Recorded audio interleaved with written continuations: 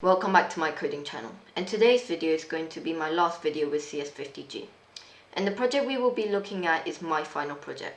Inside my final project I have made a game where it is a space theme, and inside this game we have asteroids and astronauts. We have to protect the astronauts from the asteroids. So let's go see my game. So here's my Survive the Asteroids game, where I have some asteroids coming in from the top left. That is just graphical, just to keep the start state from getting boring, and then we can press enter to play. Once we press enter, we appear inside this dark space where it's kind of meant to be like a moon. A Leo spaceship comes down where it deploys astronauts. The aim of this game is for these astronauts to survive as long as possible. So all of my astronauts died there, so I lost the game. But our aim is just to keep these people alive as long as possible. Each of these astronauts either gives us steel, wood or coins, and it gives us one every second. Now how do we keep these astronauts alive? Well, we can just drag and drop these like metal bricks down here, and it'll just deflect asteroids off. Also, one thing that we can do is that we can see this little info bar where it has a name, a cost, an info and attributes. I won't read them all out. And here we also have a dynamic block where it will just fall to the ground. It's pretty useless, honestly, but it's just a nice touch. Also here we have a horizontal moving block and a vertical moving block, where each of them have their own individual cost, where there's 30 steel. Now if we go right, we can see the next page of all of our bricks, and here we have a spinning block clockwise.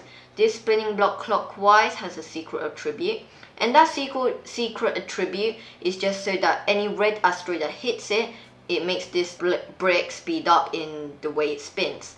So if a red asteroid hits it, which I won't show now, then it will spin faster.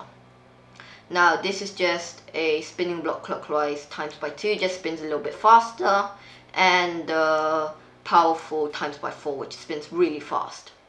And now we have a magma block. These magma blocks technically just makes asteroids disappear and go poof. It's pretty simple. Now if we go on to the next page, there's even more blocks. We have the deflecting block, which is one of my favorites. It just takes an asteroid and throws it back inside the opposite direction at 4 times the speed, as we can see here inside the info box. We have the slime block, or sticky block actually, and it does the total opposite of our shield block. It just makes stuff stick to it. And here we have a temporary block. This temporary block is really good for when you're starting the game, because any asteroids that hit it gets killed immediately, and then the temp block also destroys, so it's just like a meat shield kind of. Also here we have a slow block. It makes asteroids go 4 times slower whenever it collides with it, like so. So it goes a little bit slower. It's kind of like a B-Tech slime block.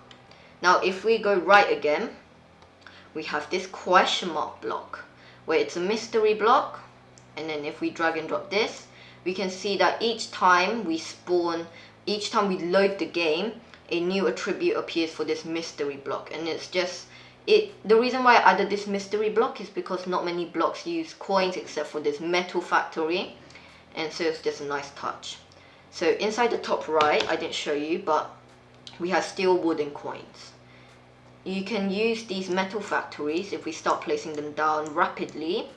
Each of these gives off 1 steel in about so each of these gives off 1 steel per second.